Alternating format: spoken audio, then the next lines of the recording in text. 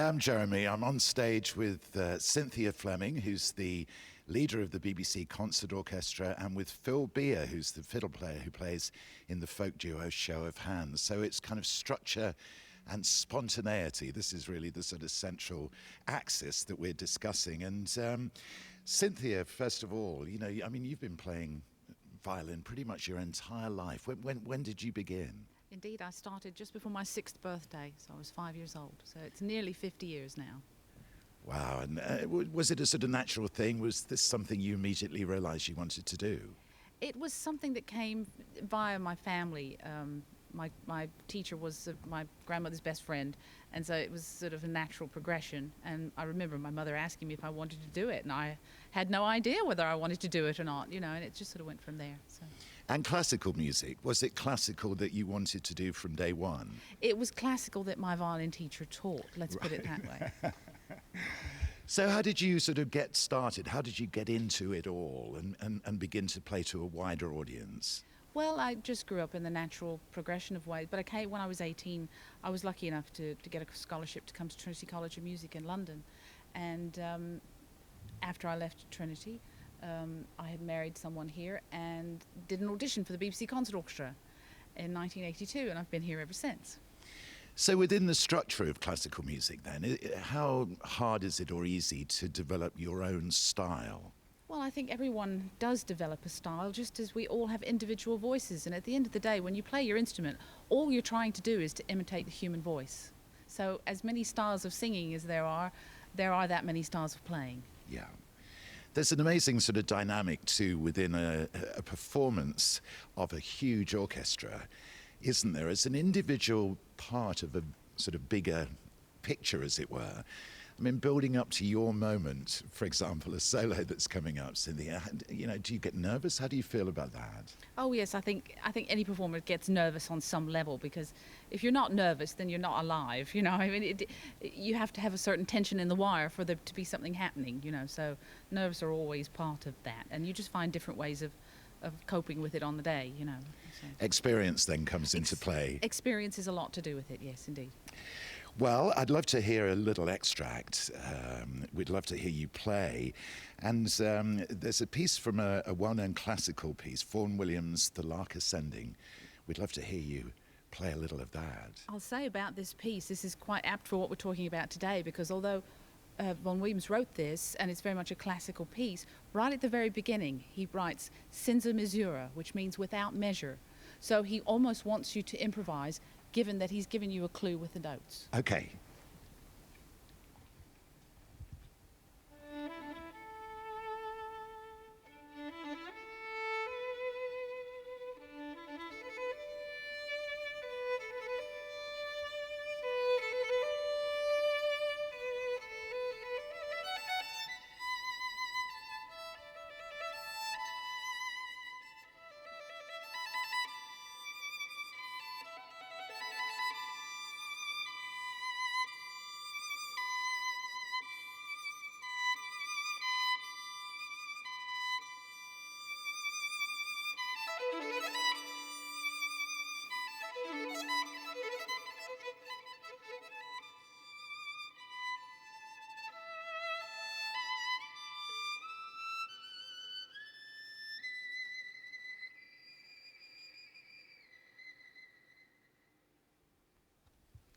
Very, very lovely. Cynthia Fleming, leader of the BBC Concert Orchestra. And of course, if you watch birds flying, that's exactly the shape, isn't it? They swoop and swirl. And presumably that piece then is written to illustrate that. I believe it is, you know, and this piece in particular, I don't see it necessarily as a violin solo. It's a conversation with the orchestra. And it very much can be different every single time, because the two sides play off of each other, given that we have the notes as a guide. Yes. So it's within a framework, but it's always a different story. Wonderful. Now I'm going to turn to my left, because standing here now is Phil Beer from Show of Hands. It's always good to share a stage with you, Phil. Nice to see you, Bob. As far as your learning of the violin was concerned, when did it all begin for you? Started with the ukulele, learnt the guitar, did a little bit of fiddle, didn't particularly like it, but moved to the mandolin, and then I'm afraid it's all the fault of a man called Dave Swarbrick, and an album, actually not what's regarded as the classic Fairport album, but the next one after Sandy left, which was Full House, and it's the strident, swaggering fiddle sound of the opening bars of Sir Patrick Spens that made all of us sit up and go, what is that? And then I went to see them, because I never saw early Fairport, went to see them, and it was just fantastic, you know, and so I picked up the fiddle again and started playing again, so it's Swarbrick's fault. And were you learning to read music at this point? Yeah, Phil? I was kind of did in the background. I still don't read it particularly well, although, because all of us use sophisticated computer programs these days for recording and so on, and all of those things generate scores, so I can manipulate scores. So I guess I would say I can't read music, but I can manipulate it, if you see what I mean. Yeah. I mean, it's a different path in from that It's of all by Cynthia, ear, isn't it? yeah. Completely, A, it's by ear, pick it up, yeah. but B, though, presumably there aren't schools that you can attend, you know, there aren't exams that you can pass. This is the problem, and you see, because there's this grand tradition ever since the folk revival about workshops and teaching. Now, if I'd wanted to be a teacher, I'd have paid attention at school, which I didn't, you know. So I can teach people to play a bit of guitar, but when it comes to the fiddle, I'm stumped, because I've got no idea how it happens.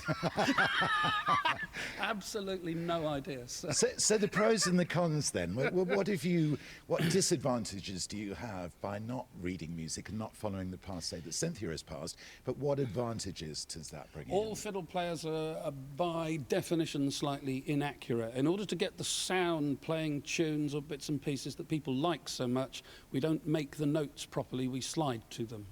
Okay? A proper classical musician makes the notes absolutely spot on every single time with sledgehammer accuracy. Fiddle players go... Give us a full illustration, Phil. Well, I'm going to follow one from Cynthia's theme, actually. This is actually a song, but it contains all of those things, basically, because fiddle singing is like the new tradition. There's no precedent for it in the tradition, but loads of people do it now. And I think nothing could be better than an old English folk song.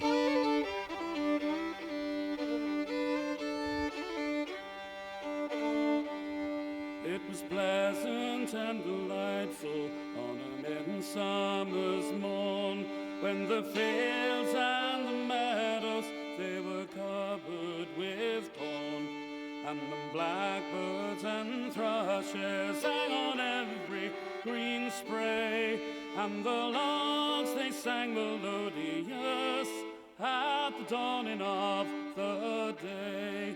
And the larks, they sang melodious, and the larks, they sang melodious, and the larks, they sang melodious at the dawning of the day.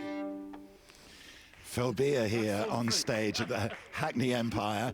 And just before we hand back to Jeremy in the studio, we have to hear a collaboration between the two of you. So if you could take the microphones. This is, there's this tremendous, Cynthia's from Texas, there's a tremendous Eastern European migrant music tradition. There are polkas, waltzes and things. I've always known this as a Texas waltz, but I did do my homework and just checked and discovered that actually it's Scottish in origin, because I don't want the folk police on my back. So this is a lovely tune that I've heard lots of Texan bands play, but is from Scotland, and it's called Margaret's Waltz.